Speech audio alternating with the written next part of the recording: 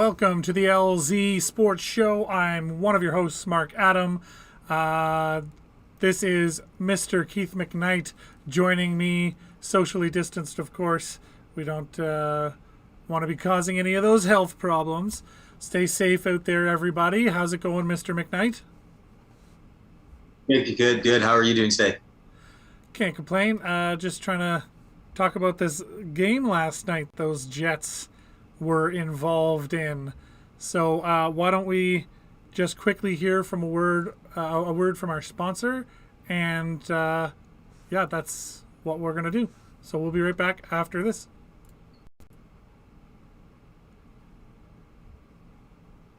Maybe I didn't do the right one.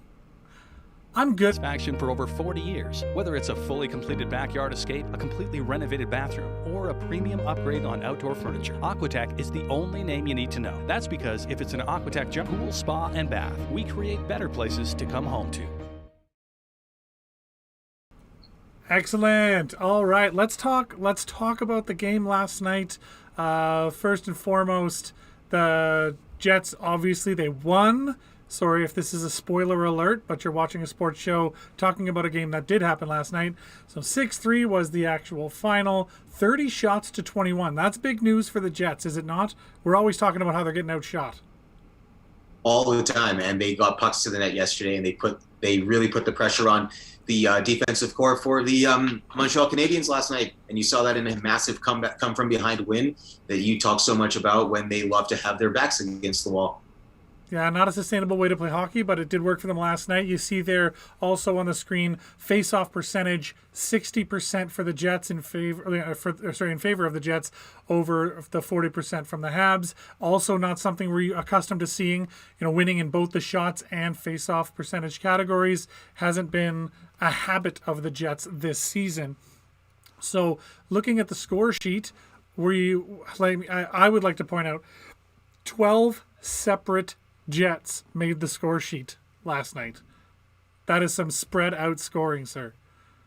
Yes, it most certainly is. And when you saw the individuals that were getting involved in that as well, they were really wanting to have a night for themselves. A lot of individual efforts that compiled into a solid team effort. You see that this Winnipeg Jets unit came back yesterday to win it 5-3. I was quite impressed with Kyle Connor's play. I was quite impressed with Yoel Armia's play. He played very well against his former club. So a lot of connections going back and forth. But before we get to that, just quickly looking at the stats, 12-6-1 for the Jets. That's great news if you are a fan of this Winnipeg club. 9-6-4, not such a great statistic if you're a fan of the Habs. And they get to meet up again. Oh, it says Oilers next game there. Obviously, that is... We don't care about the Oilers. The Habs next game will be obviously again here tomorrow night in Bell MTS Arena. So Carey Price, 24 of 29. Let's talk about that for half a second because he is, touted as one of the best goaltenders out there. And he has not had a great season and particularly showed it off for us Jets fans last night. No, he didn't. And when you put that on paper and you see, and clearly the better of the two last night was Connor Hellebuck, actually has a look of Marilyn Manson. So I don't think it's working out too well for him. So I think that's really affecting his game. Okay. Oh, that's one way to look at it. Speaking of hair, did you see, I should have grabbed a screenshot of it, but Kotkaniemi was interviewed between periods on TV. I don't know what that was all about. Somebody's got to teach that kid how to shave.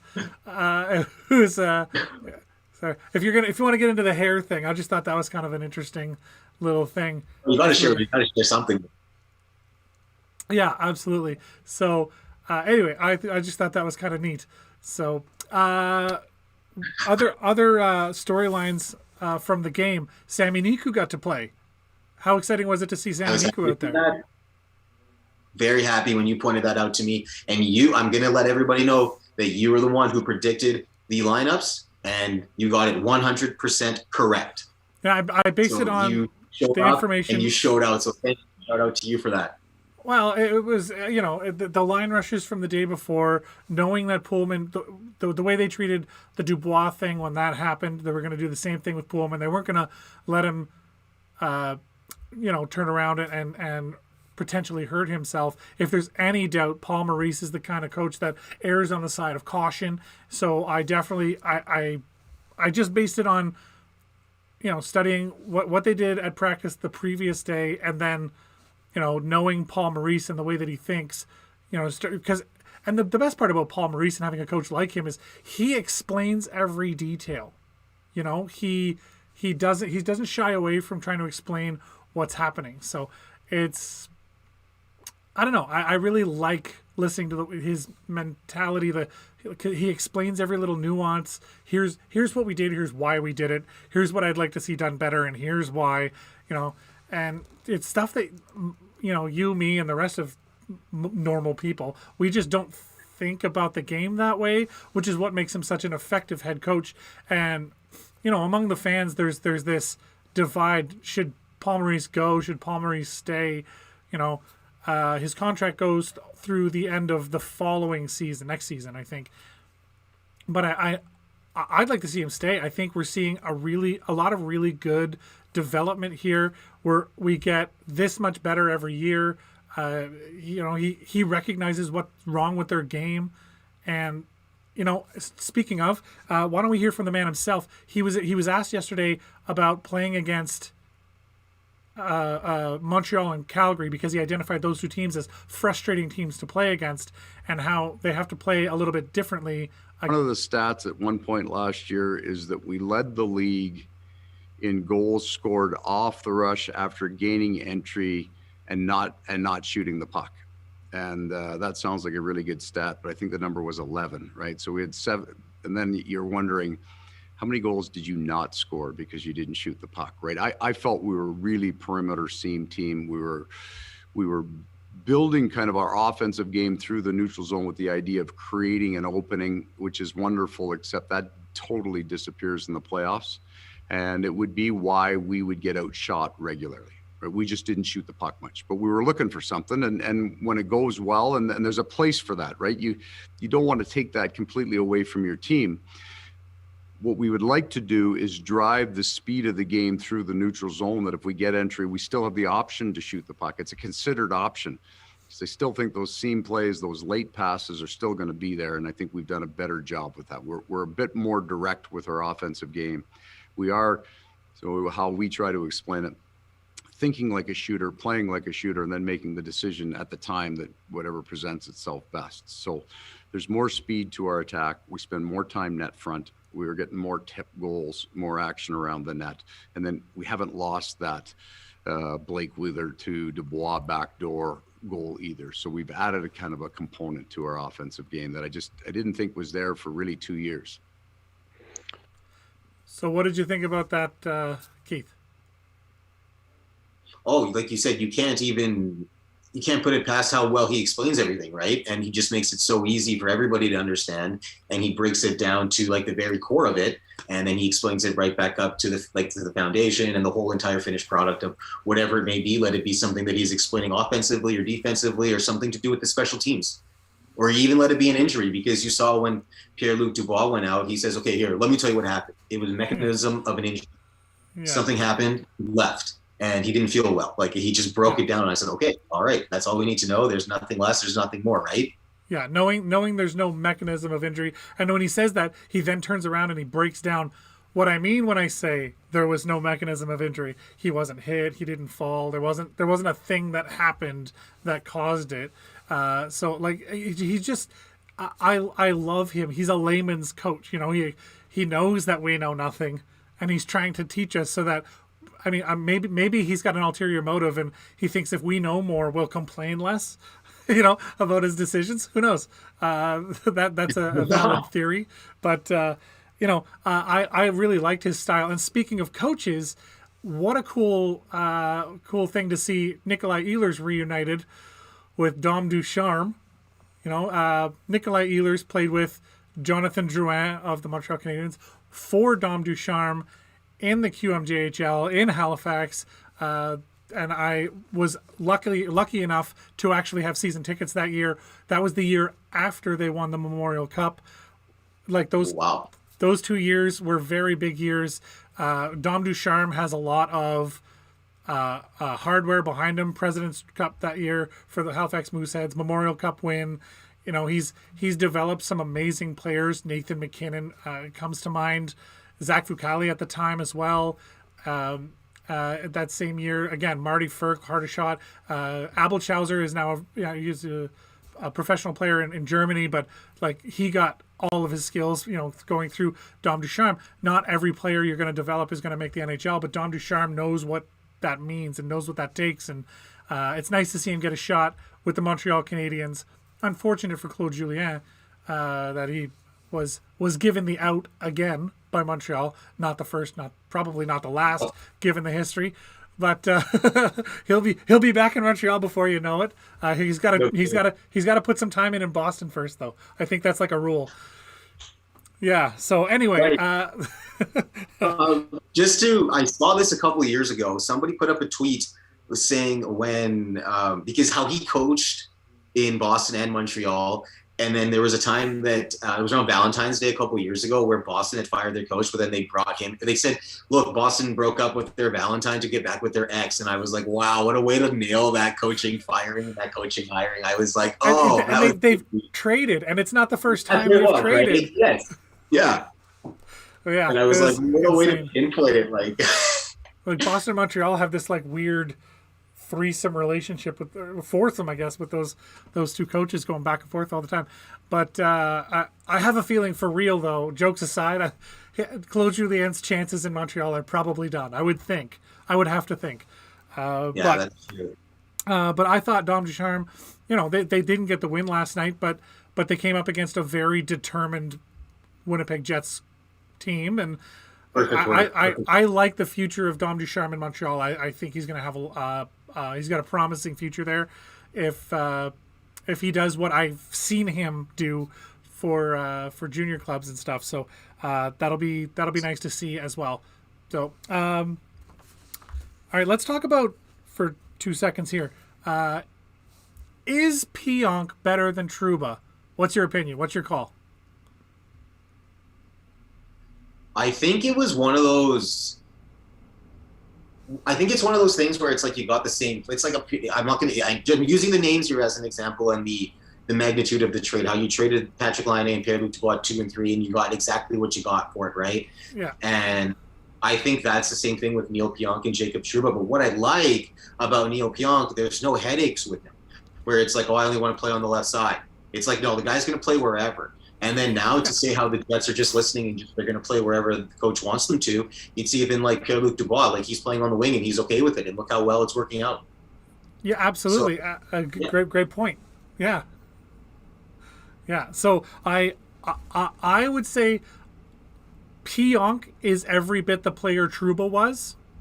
And I know a lot of Jets fans were worried because a lot of Rangers fans were complaining about Pionk and all that. So I know that was an issue for Jets fans trying to accept Pionk, but hopefully the Pionky Tonk man has ingratiated himself enough in town for us to be okay with that trade. I really think that trade is still paying dividends. Again, remember, I think Pionk is a great one-to-one trade with Trouba, and the Jets got a first-round pick out of that same trade.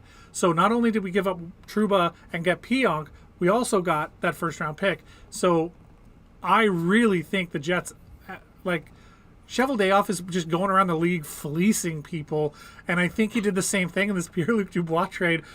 We had to give up Roslovic, which that was...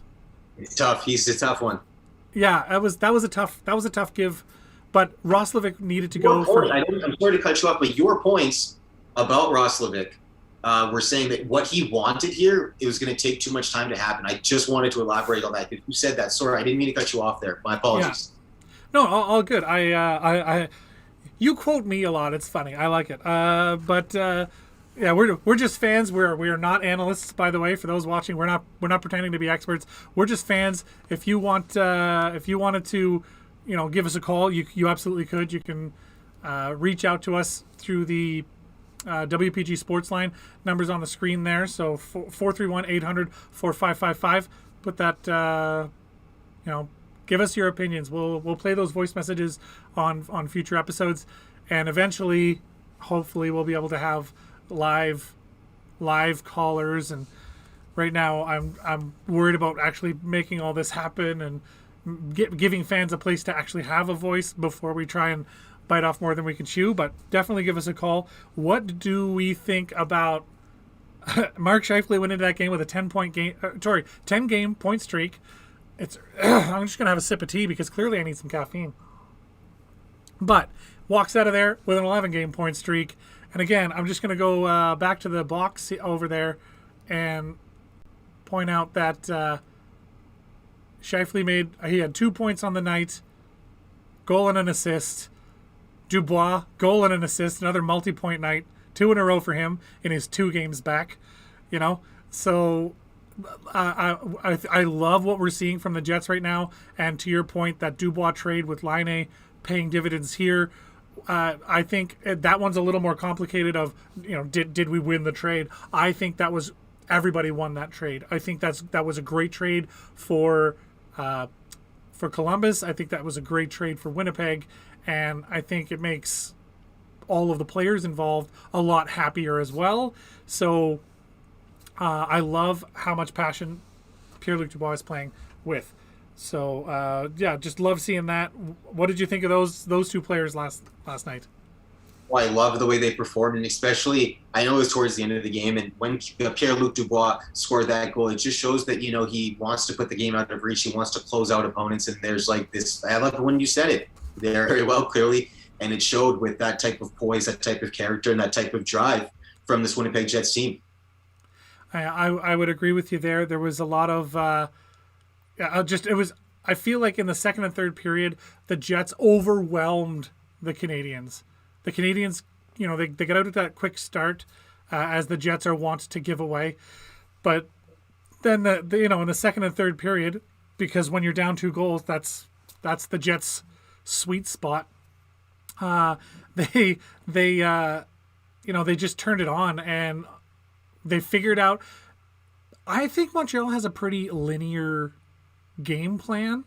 And once the Jets figured out what that was, which was those stretch passes from Montreal, incredibly impressive. They have some very quick feet going at the net.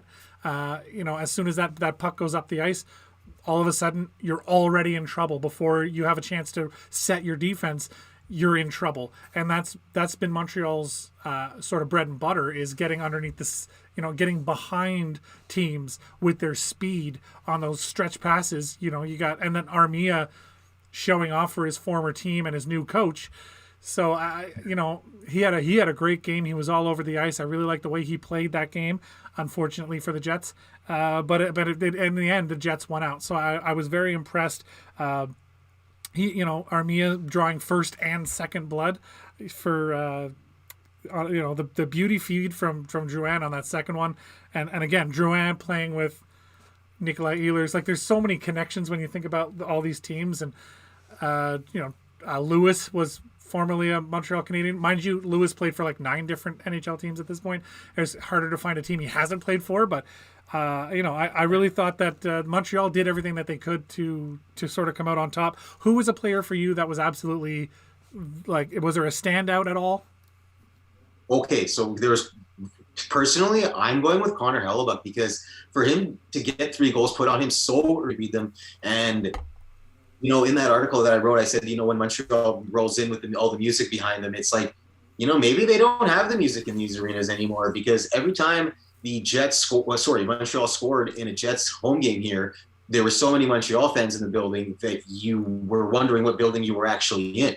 So team is, and how much everybody loves them and how hard they get cheered for. So he stuck with it. Connor Hellebuyck was definitely my guy. When to go back to what you were saying about the stretch passes, I can't remember exactly who Joel Armia took that pass from when he scored that first goal, when he broke the scoring. The Russian name. Yes. Come on, I'm blanking. I need more caffeine, but it was a very heads up play. Yeah, he backpedaled a little bit, came back towards the boards, and he didn't he just created so much space, and he took one look, and that when I was like, whoa, now that's how you're supposed to pass. I would really need to watch that one again.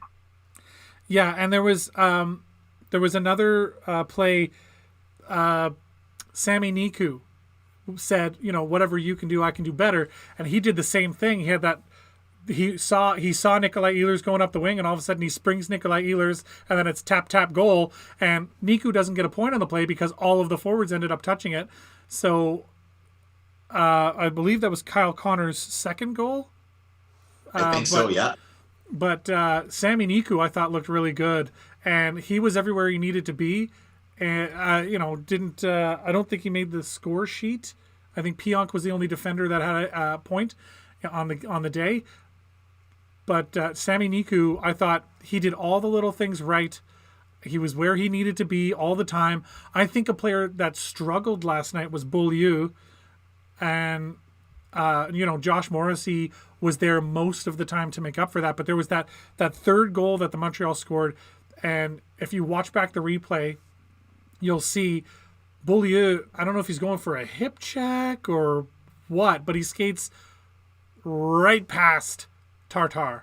Like he skate just, or it wasn't Tatar he skated past. Tatar ended up scoring, but he just skates right by the Montreal player, doesn't touch the puck, nothing, and all of a sudden it's a 2-on-1. Well, it was actually a 2-on-0 with Morrissey chasing, and when you leave Connor Hellebuck out to dry, to your point, Connor Hellebuck, I didn't think he had a great game, but the defense sort of helped him out last night. We've talked before, there's two parts to your defense. There's how you play defensively in general, and the number of shots you allow, and then your goaltending. And I thought the goaltending last night, Connor Hellebuck, that was probably his weakest game in watching him. But you're right, he didn't get shook by any of that. He made some big stops late in the game when it counted. But I thought he had a pretty poor day. But the defense of the Winnipeg Jets sort of won out, only allowing 21 shots. I mean, they've made a habit of allowing 15 shots in the first period most games this year, let alone stopping them at 21 shots. So, it was different. It was a different Jets squad, I thought, last night against these Habs. Is that an unfair way to put it? No, not at all. It was definitely a different team, and you saw that as well, the way that they played with the amount of the amount of skaters that were allowed to hit the score sheet with the amount of shots that they were allowed to get off. So that's really just something's happening in practice. The chemistry is really developing, and you're not seeing a lot of disruptions, even though you see some line changes. And speaking of line changes, the top 9 forwards had a lot of parity in their minutes played.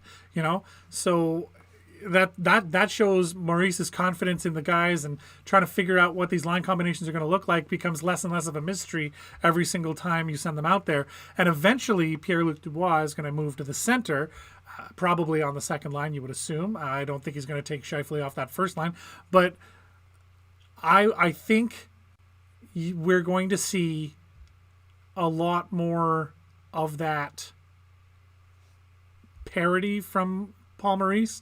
I think we're going to see a lot more of those top 3 lines, and even the fourth line didn't get not a lot. They played quite a bit for a fourth line. I love, and we've talked about it before, the depth of the Jets club, because you can play that fourth line and you're not worried. They ended up scoring last night. Nate Thompson getting a goal. Good on him. I like it. It's fantastic. You're saying that in a couple other shows as well. That it's a good problem to have, where you have all these skaters to choose from, and you have all these. They have so many things to work with, the coaching staff, and as well as the goaltending is strong as well on both sides. Yeah, absolutely. So I had a whole bunch of more questions. We're running a little low on time, so I'm going to prioritize here. So, did you know, by the way, that is the Jets' 7th win when trailing after the first period, and it's their 7th win when allowing the first goal. Oh wow! So they don't let first.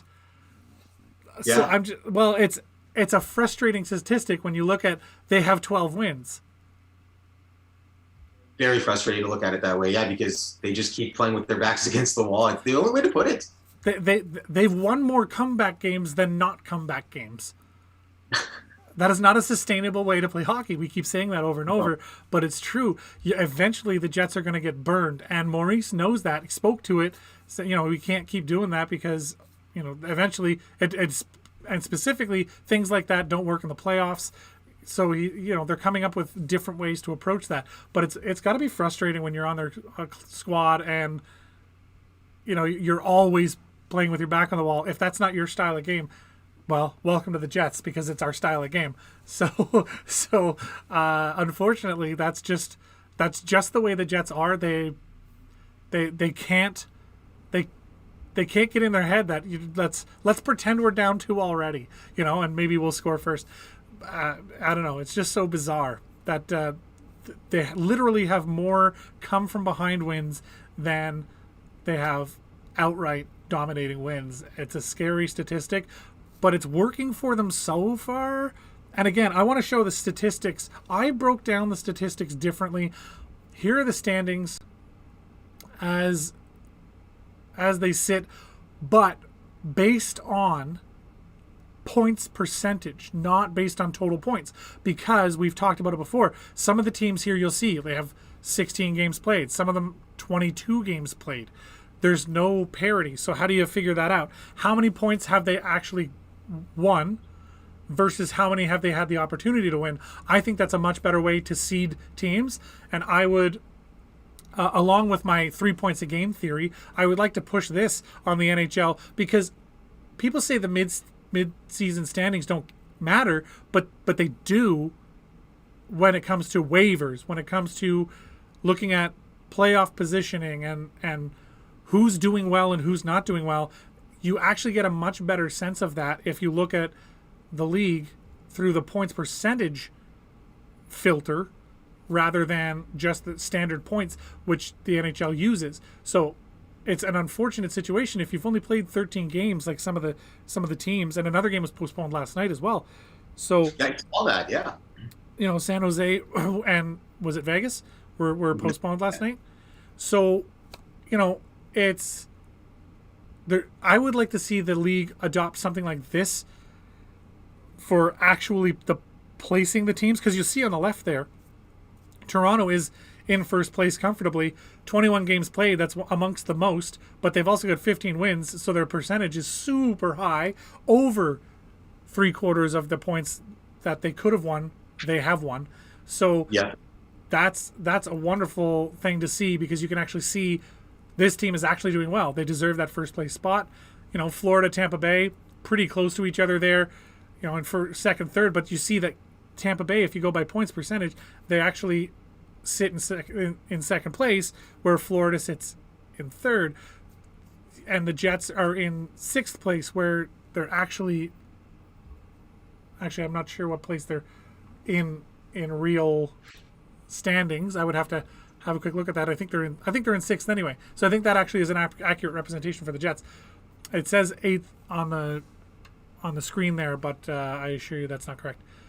But the point is, some teams that are way down the list, if you ask the NHL, should be higher up. So they're when it comes to the waivers and taking on players, which is a big deal in such a short season, I think this is the way that the league should look at seeding teams during the actual year, because at the end of the year, that number and the points total are the same, because everybody's playing the same number of games. So I would like to see this adopted as a method of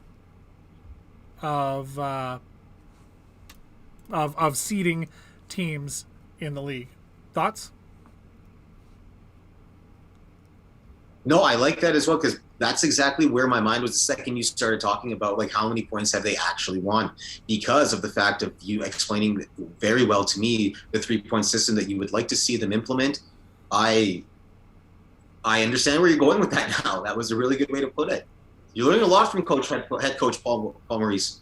Yeah, Paul Maurice is. I love that he's here in Winnipeg, because I get to hear him speak so much more than if I was anywhere else in the league. But he's so knowledgeable, and he's one of those guys I think that should live on the subreddit Explain Like I'm 5. Like, he should just live there, because every time he speaks, I feel like I'm a 5-year-old learning something for the first time. Just the way he explains things, I'm like, oh, that is not how I have been looking at that this entire time. And he really opens my eyes, and a lot of sports fans' eyes, to the realities of why we do some of these things, not just that we do some of these things. So that's just my opinion. But we're out of time. I want to thank our sponsor, that's Aquatech Pool Spa Bath. Really appreciate them on another level, and we will be back again next time, which is the game's tomorrow, the 27th. So, and that's a late one too. It's a 9 p.m. start. So we'll see you 11 a.m. on Sunday. That'll be the 28th. Looking forward to that. Don't forget that you can find us on all the social medias. So we're at the WPG Magazine on Facebook, Twitter, Instagram, and then for YouTube, you can hit us up. wpg.news/YouTube is the easiest way to get there. Like and subscribe on Facebook. We go live after each game. We will be doing Bombers and Valor FC as well, and eventually covering other stuff when we have the means to do so. The pandemic has been... yeah, go ahead. Schedule was released, so they'll play all their games at Bell MTS Iceplex. You might want to take a look at that.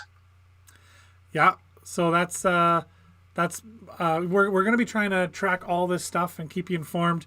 In the meantime, we're just so glad that you're here. Again, you can call us if you want to leave a message, like I said before, on the WPG Sports line. That number is 431-800-4555.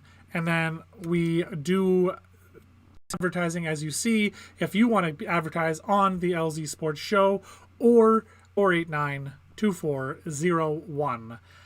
We will see you next time in the LZ.